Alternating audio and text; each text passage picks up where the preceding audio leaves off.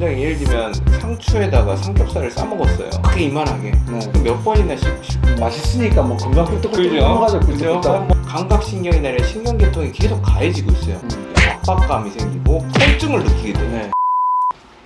안녕하십니까, 아프지 마셔의 닥터준스 김준영입니다. 안녕하십니까, 아프지 마셔의 닥터준스 조준호입니다. 전 국민의 사랑을 받고 있는 영양소입니다. 이 여기와 이제 관련되어 있는 것이 사실 뭐 유산균 뭐 이렇게 알려져 네. 있는 것과 굉장히 이제 밀접한 관련이 있는데요. 뭐 이 정도만 말씀드려도 많은 분들이 이미 잘 알고 계실 거라고 생각을 합니다. 우리가 보통 이제 뭐 섬유질 이렇게 알려져 있는 건데 그걸 이제 학술적인 용어로는 프리바이오틱스다 이렇게 이야기를 합니다. 그래서 오늘은 프리바이오틱스가 과연 내 몸에 좋은가, 유용한가, 어떻게 해야지 되는가에 대해서 여러분들께 설명을 드리도록 하겠습니다. 그래서 요즘은 유산균이라는 말을 쓰지 않고 유익균이다, 뭐 이렇게 이제 이야기를 하는데, 그런 유익균들을 또 총칭해서 하는 이야기가 프로바이오틱스다, 이렇게 이제 이야기를 하죠. 근데 오늘 이야기할 거는 프리바이오틱스예요. 근데 요즘은 또 뭐 프리도 다 중요하지만 포스트 바이오틱스도 중요해, 뭐 이렇게 이야기하니 도대체 무슨 내용입니까 이게? 일단 장에 미생물들이 살고 있죠. 근데 그 장에 미생물들은 엄청나게 살고 있죠. 내 세포하고 뭐 따로 있는 게 아니라 우리 전신의 세포들 뿐만 아니라 그 미생물 또한 우리가 먹는 음식물을 대사를 시켜가지고 거기서 만들어낸 화학 물질들을 서로 공유를 하고 사용하면서 생존을 유지하는 거거든요. 그래서 장의 미생물 상태가 이제 굉장히 중요한 거죠. 근데 우리는 밥도 먹고 고기도 먹고 이런 것들을 먹으면 소화, 그러니까 분해라는 과정을 통해서 거기서 영양소를 흡수해서 쓰지만 장에 살고 있는 미생물들은 우리가 소화시키지 못하는 성분들, 대표적으로는 섬유질 성분들을 잘 스스로 분해를 해가지고 그것들을 통해서 에너지원도 만들고 거기서 만들어내는 것들을 우리 인간에게도 공급을 해주거든요. 그래서 이 장내 미생물의 밥이 되는 거, 먹이가 될 수 있는 거를 프리바이오틱스, 그리고 장의 미생물들을 그냥 통칭해가지고 뭐 프로바이오틱스 이렇게 이해하시면 되겠고, 그러면 이 프리바이오틱스하고 프로바이오틱스가 서로 상호작용을 통해서 뭔가 대사 물질을 만들어내겠죠. 그게 포스트 뒤에 나오는 물질이다 해서 이제 포스트 바이오틱스 이렇게 생각하시면 되겠고, 뭐 또 하나 있지 않습니까? 프리바이오틱스하고 프로바이오틱스가 같이 있는 것을 또 심바이오틱스 이렇게 이야기를 하죠. 그죠? 내가 이게 먹어야 피가 되고 살이 되지 않습니까? 그렇죠. 그런 것들이 내가 먹는 거, 이게 이제 바로 프리바이오틱스, 세균의 입장에서 봐서 그렇다 이렇게 이제 이해를 하시면 됩니다. 또 프로바이오틱스도 또 좀 작은 개념이다 이렇게 이야기를 할 수 있는 게, 왜냐하면 마이크로바이옴이다 이런 이해도 있어요. 프로바이오틱스는 세균을 이야기하는 거거든요. 마이크로바이옴, 그러니까 장내 미생물 생태계다 이렇게 이야기를 하죠. 그것이 이제 건강에 굉장히 중요하다 이렇게 얘기하는데, 얘네들도 굶기면 끝이에요. 그러니까 얘네들한테 밥을 잘 줘야지 되니까 프로바이오틱스, 세균이 사용했을 때 어떤 것 때문에 이렇게 좋다고 얘기를 하는 겁니까? 자, 프로하고 프리바이오틱스가 만나게 되면 대사 산물 중에 우리 짧은 사슬 지방산들이 만들어지는데 그 짧은 사슬 지방살들이 장내 환경을 약산성으로 만들어주면서 장의 환경들이 건강하게 유지될 수 있도록 유지를 시켜주는 거죠. 그래서 이 두 개가 작용이 없으면 환경이 나빠지고 유해세균들이 강하게 클 수가 있는 겁니다. 여기서 만들어낸 짧은 사슬 지방산들이 우리가 사용할 수 있는, 그리고 장세포가 사용할 수 있는 에너지원이 되기도 하고요. 실제로 그 분자의 크기가 굉장히 작기 때문에 혈관을 침투해가지고 전신을 순환하면서 전신의 면역 기능에도 담당을 하는데, 심지어 태아에게까지 갈 수 있기 때문에 그건 작은 거네요. 그렇죠. 그래서 우리 임신을 하고 계시는 어떤 산모분이시라면 꼭 장 환경을 건강하게 만들어서 거기서 만들어내는 이런 좋은 성분들이 태아에게도 갈 수 있도록 좀 해주셔야 될 것 같습니다. 프리바이오틱스를 그러면 어떻게 먹어야 돼요? 이게 뭐 제품을 먹어야지 되는 건가요? 일단은 섬유질은 채소, 뭐 야채 이런 데에 많이 들어있고 과일 껍질에도 들어있고, 뭐 우리가 식생활하는 방식에 맞춰가지고 조금 더 효율적인 방식으로 드시는 게 좋을 것 같아요. 자, 원장님 예를 들면 상추에다가 삼겹살을 싸먹었어요. 크게 이만하게. 그럼 몇 번이나 씹으실 것 같아요? 맛있으니까 뭐 건강 꿀떡꿀떡 그죠? 넘어가죠. 그죠? 꿀떡꿀떡. 뭐 한 만에 10번 네. 이렇게 씻고 삼킬 텐데 네. 이 그리고 남들도 먹으니까 빨리 먹어야죠. 빨리. 그렇게 빨리 먹고 씹지 않기 때문에 일단은 덜 씹어진 상태에서 장 세균에게 넘겨주게 됩니다. 네. 그런데 그 과정에서도 우리의 소화 시스템들이 잘 가동이 돼 있으면 그나마 다행일 텐데 여러 가지 위에서는 산은 적게 나오고 장 연동 운동도 제대로 속도도 맞지도 않고 이런 환경이 되면서 장 내부에 들어가서 미생물하고 만나가지고 이게 소화가 되고 흡수가 될 수 있는 환경들이 마련이 돼야 되는데 오히려 과도하게 발효가 되고 네. 이럴 때는 장의 미생물들이 먹기에 쉬울 수 있게 좀 먹어주는 게 좋을 것 같은데요. 대표적으로 우리 이제 장의 유익균들 중에 장 환경을 오히려 좋게 만드는 균들 종류들이 있어요. 네.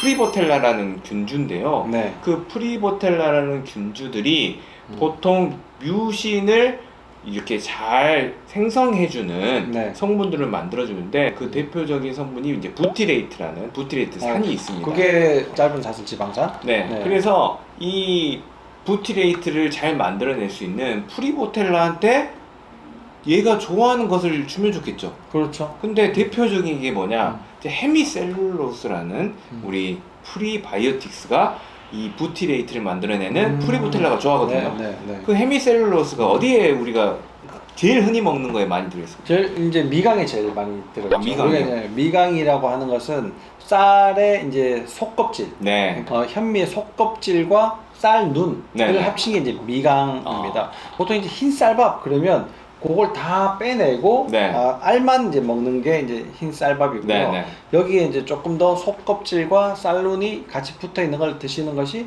이제 현미 밥이 네. 되는 거죠. 근데 이 현미 밥을 이제 아무리 불려가지고 이게 현미 밥을 잘 이제 만든다 하더라도 이게 어떻게 씹느냐에 따라서 아까 뭐 쌈 싸 먹는 거랑 비슷한 거거든요. 네. 어떻게 씹느냐에 따라서 달라지게 됩니다. 근데 그게 꼭 뭐 쌀밥을 현미밥을 먹어야지만 공급을 받을 수 있냐 뭐 이렇게 또 생각하실 수가 있는데 이 이제 대부분의 채소에는 셀룰로즈가 들어있어요. 헤미셀룰로즈는 일부 들어있습니다. 근데 이 현미 속껍질에는 헤미셀룰로즈가 다른 것들보다 더 많은 양이 들어있습니다. 단위 그 무게당 훨씬 더 많은 양이 들어있기 때문에 잎 채소 이런 것들을 먹는 것보다는 이제 현미 속껍질을 먹는 것이 더 좋은데 그리고 현미 속껍질을 먹어도 제대로 씹지 않으면 세균의 입장에서는 진짜 이따만한 게 갑자기 떨어지는 거랑 비슷해지거든요. 그럼 이제 가공 처리를 해서 뭐 이게 훨씬 더 작게 만들어져 놓은 그 헤미셀룰로즈 제품을 이제 저희들이 이제 병원에서 환자들에게 기승전장이죠. 그런 의미로 만드셨군요. 그렇죠. 모든 문제가 일단 장에서부터 시작이 됩니다. 물론 뭐 자율신경도 중요하고요. 둘이 서로 상호작용을 잘 한다 그러면 우리가 이제 건강해지는데 뭐 큰 문제가 없다. 건강을 지키는데 아주 유익하다 이렇게 보시면 되는데 그 중에 핵심이 되는 게 이제 미강이다. 현미밥 먹고도 뭐 괜찮다. 난 이게 좋다. 그러면 그걸 드시면 되고요. 그러면 이제 그게 아니어도 뭐 나는 현미밥도 뭐 밥이지만 뭐 채소로부터 조금 이렇게 섭취를 좀 했으면 좋겠다. 섬유질을 이렇게 이제 생각하시는 분들도 있을 텐데 그런 것들이 이제 대표적인 게 뭐 해독 주스 갈아서 먹잖아요. 갈아서 많은 양의 그 식이섬유를 갑작스럽게 이제 섭취를 하게 되면 불편해지시는 분들이 있어요. 특히 이제 뭐 가스가 많이 차고, 그렇죠. 속이 더부룩해지고 뭐 그런 분들은 꼭 곰팡이를 한번 검사해 보시는 게 좋습니다. 곰팡이가 있으신 분들은 많은 양의 식이섬유, 특히 생야채를 많이 드셨을 때 문제들이 많이 생기게 되거든요. 갈아서 많은 양을 섭취를 한다는 것이 이제 어떤 분들에게는 좀 맞지 않을 수 있다. 프리바이오틱스가 다 좋을 줄 알았더니 왜 이런 부작용이 생기는지도 한번 좀 설명을 해주시죠. 일단 프리바이오틱스 자체가 섬유질로서 우리 몸에서는 소화가 안 돼야 당연한 거고 그게 이제 결국에 세균하고 만나가지고 상호 작용을 하는 건데 이 상호 작용을 할 때 과정이 발효라는 과정이거든요. 근데 오히려 발효가 더 심하게 일어나거나 이 발효되는 과정 속에서 나온 성분들이 장에서 어떤 문제를 일으킬 텐데 우리가 바닷가에 가보면 어떻게 되죠? 손가락이 이렇게 쪼글쪼글해지죠. 그건 이제 바닷물이 농도가 더 높고 손은 농도가 낮으니까 이 손에 있는 물을 빼가니까 쪼글쪼글해지는 거랑 똑같습니다. 이 장 내부에 네. 발효가 되면서 여러 가지 성분들이 남아있다. 그렇게 되면 장벽에서 물을 빼옵니다. 네. 그래서 어떻게 되냐? 이제 배가 이제 출렁출렁 거리기 시작하고요. 이 발효가 과도하게 일어나면 가스가 차거든요. 네. 근데 장이라는 공간이 비어있는 공간이지만 늘어나는 데는 한계가 있단 말이죠. 네. 근데 얘들한테도 감각신경이나 이런 신경계통이 계속 가해지고 있어요. 그런데 어떻게 압박감이 생기고 통증을 느끼게 돼요. 네. 그렇게 되니까 장의 문제들이 악순환이 되거든요. 그 유해한 감각이 다시 척추를 타고 와서 어떤 일들을 일으키냐면 장으로 가는 혈액순환을 또 망가뜨려요.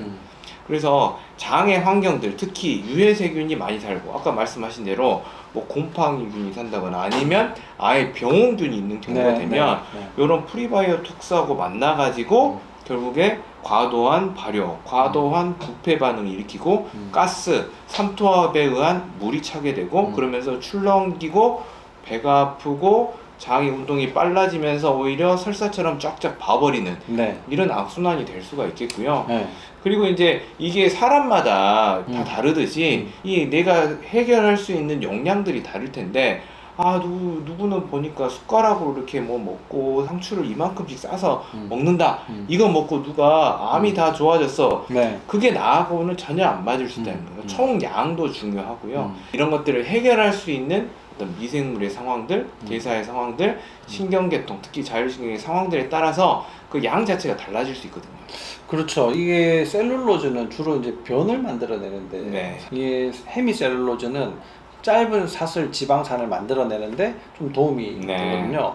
그러니까 변의 양이 너무 많아지게 되면 일단은 이게 발효가 돼야지 좋은 변이 만들어지는데 발효도 제대로 되지 않은 양 많은 뭔가 찌꺼기 뭐 이렇게 되니까 속이 좀 사실 더 불편해. 꽉 막힌 느낌이 드네요. 그렇죠.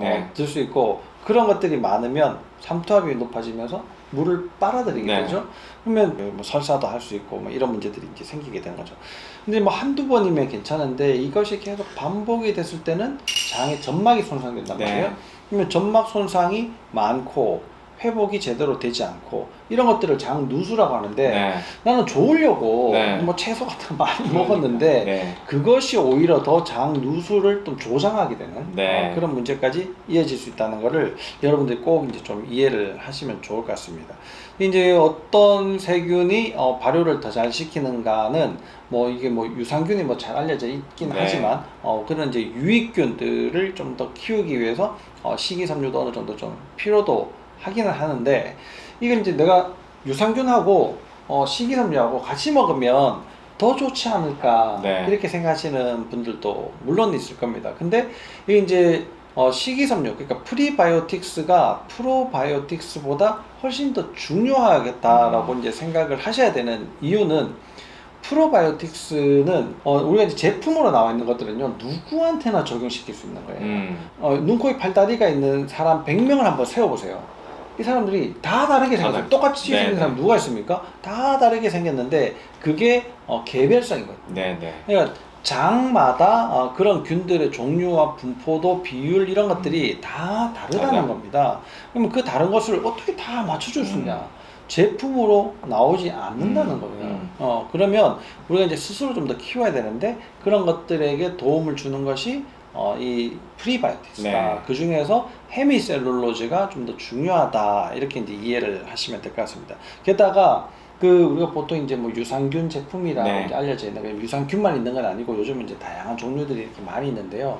이런 것이 워낙에 장이 좋지 않은 분들, 뭐 크론이나 뭐 배챗 뭐 이런 분들은 뭐 워낙에 이제 장이 좋지 않고 뭐 이 크론 뭐 이런 것들은 벌써 장 점막이 다 헐어가지고 뭐 궤양성 대장염도 마찬가지지만 그런 분들의 문제들도 있겠지만 그게 아니어도 암 환자들은 대부분 다 문제가 많다 이렇게 생각하시면 되고 면역 억제제를 섭취하고 있으십니다. 그 면역 억제제 섭취라는 게 결국은 이게 이제 그 이식을 하고 이렇게 면역 억제제 드시는 분들도 많고요. 자가 면역 환자들 이런 분들 이제 계속 지속적으로 이제 뭐 스테로이드를 드시고 면역 억제제를 드시고 이런 분들이 이제 또 있죠. 그다음에 항생제를 어쩔 수 없이 오래 계속 드셔야 되는 분들 뭐 이런 분들도 장누수가 좀 심하신 분들한테는 오히려 유산균 그 제품 섭취 자체가 그렇죠. 문제를 또 좀 해결하지 못하고 더 이제 악화시킬 가능성들이 좀 있기 때문에 그런 분들은 항상 유산균 제품을 섭취하는 것보다 프리바이오틱스를 적절하게 잘 섭취하는 것이 좋고, 적절한 양을 섭취를 하시고 적절한 시기에 여러분들이 섭취를 잘 하셔서 장 건강을 지키는데 도움을 많이 받으시길 바랍니다. 오늘 이 영상이 여러분들에게 도움이 되셨다면 좋아요, 구독 꼭 눌러주세요.